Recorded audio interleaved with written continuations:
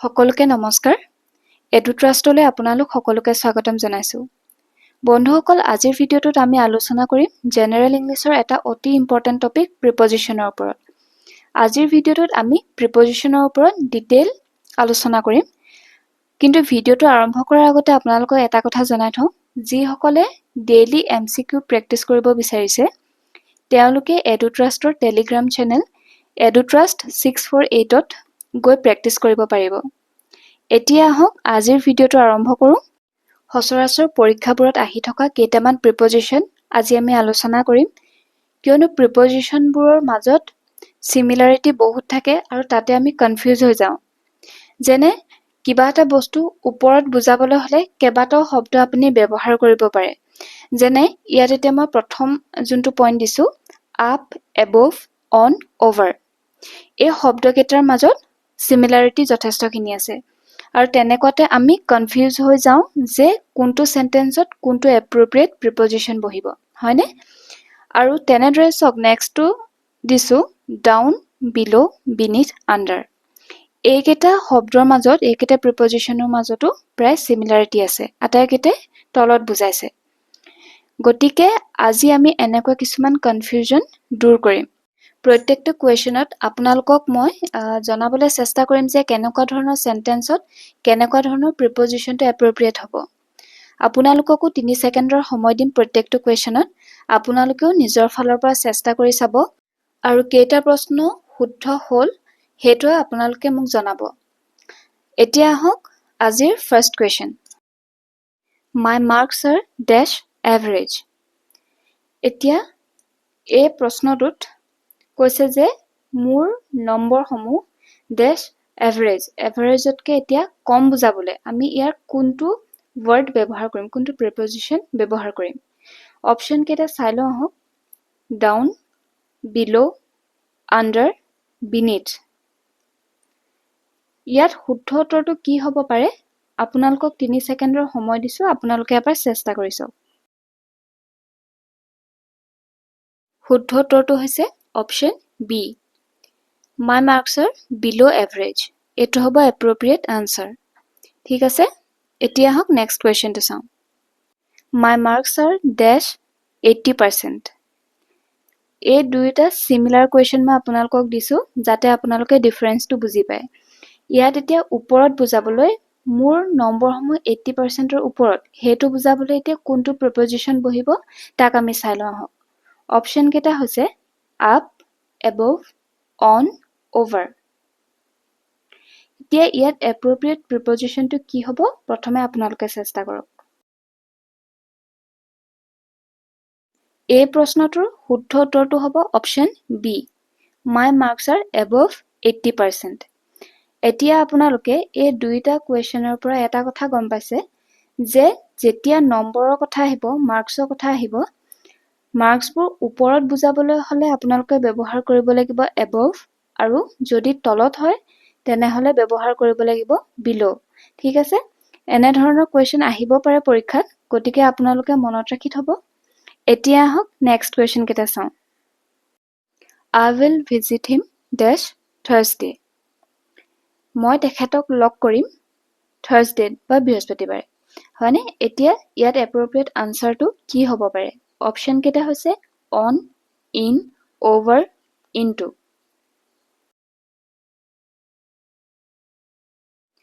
শুদ্ধ উত্তৰটো হৈছে option A I will visit him on Thursday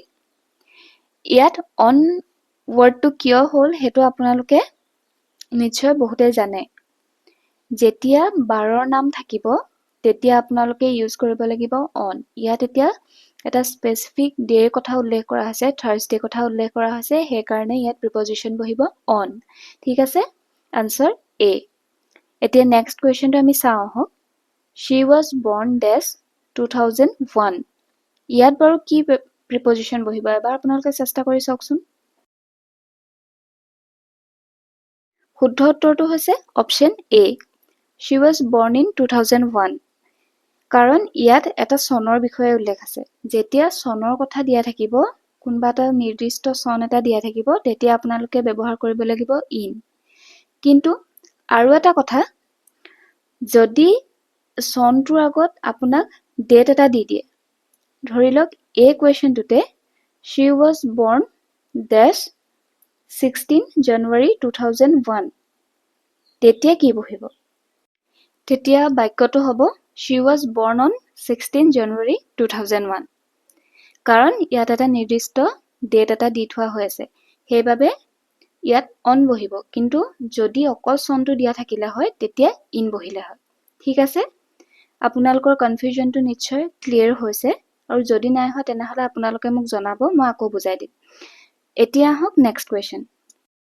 go and sit dash her যোৱা আৰু তাৰ ওচৰত বহা এতিয়া এই বাক্যটোকে সম্পূৰ্ণ কৰিবলৈ কোনটো এপ্ৰোপ্ৰিয়েট প্ৰিপজিশন হ'ব অপচন কেইটা চাই লওঁ হওক beside besides between through ইয়াত শুদ্ধ উত্তৰটো হ'ব option A go and sit beside her beside her actual meaning to হৈছে next to ঠিক আছে question number 6 everyone had attended the class dash Rahul option কেটা হৈছে beside besides between নে except শুদ্ধ উত্তৰটো হৈছে option D everyone had attended the class except Rahul অৰ্থটো হৈছে ক্লাছত ৰাহুলৰ বাহিৰে সকলোৱে এটেন্ড আছিল মাত্ৰ ৰাহুল এটেন্ড নাছিল ঠিক আছে এতিয়া হওক next question he should be here dash now option কেটা দিয়া হৈছে with after by to ইয়াৰ ভিতৰত এপ্ৰোপ্ৰিয়েট প্ৰিপজিশনটো কি হ'ব পাৰে এবাৰ আপোনালোকে চেষ্টা কৰি চাওক শুদ্ধ অপচনটো হৈছে option C he should be here by now যেতিয়া সময়ৰ ক্ষেত্ৰত by টো ইউজ কৰা হয় তেতিয়া ইয়াৰ অৰ্থ এটোৱে হয় যে হে নিৰ্দিষ্ট সময়খিনিতকে যাতে লেট নহয় হে সময়খিনিৰ ভিতৰত বুজায় next question it was my first trip dash Mumbai অপচনবোৰ হৈছে for to with নে by এই কুৱেশ্যনটোৰ আনসাৰ হ'ব option B it was my first trip to Mumbai next question I was late dash school ইয়াত appropriate preposition to কি হ'ব পাৰে আপোনালোকে এবাৰ চেষ্টা কৰি চাওক শুদ্ধ উত্তৰটো হ'ব option B I was late for school ঠিক আছে এতিয়া হওক next question I slept dash only 2 hours last night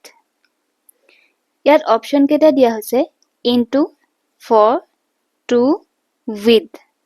এই অপচন কেটাৰ ভিতৰত শুদ্ধ অপচনটো কি হ'ব পাৰে ট্ৰাই কৰি চাওক তাৰ পিছত মই উত্তৰটো কৈ আছো ইয়াতো শুদ্ধ উত্তৰটো হ'ব option B for I slept for only 2 hours last night ইয়াত এটা স্পেসিফিক সময়ৰ কথা দিয়া হৈছে এটা নিৰ্দিষ্ট সময় ধৰি দিয়া হৈছে যে 2 ঘণ্টাৰ কাৰণেহে মই ৰাতি শুইছিলো গতিকে ইয়াত এপ্ৰোপ্ৰিয়েট প্ৰিপজিশনটো হ'ব for এনেকুৱা ধৰণৰ বাক্যত আপোনালোকে for লিখিব লাগিব ঠিক আছে আজিলৈ ভিডিওটো ইমানতে সামৰিছো আশা কৰো আপোনালোকে নিশ্চয় অলপ হলেও বুজিব পাৰিছে প্ৰিপজিশনৰ বিষয়ে নেক্সট ভিডিওত মই আপোনালোকলৈ অন্য কেইটামান প্ৰিপজিশন লৈ আহিম তাত আজি যিখিনি আমাৰ আলোচনা কৰা নহল হেখিনি আমি আলোচনা কৰিবলৈ চেষ্টা কৰিম ঠিক আছে আজিলৈ তেনেহলে ভিডিওটো ইমানতে সামৰিছো ধন্যবাদ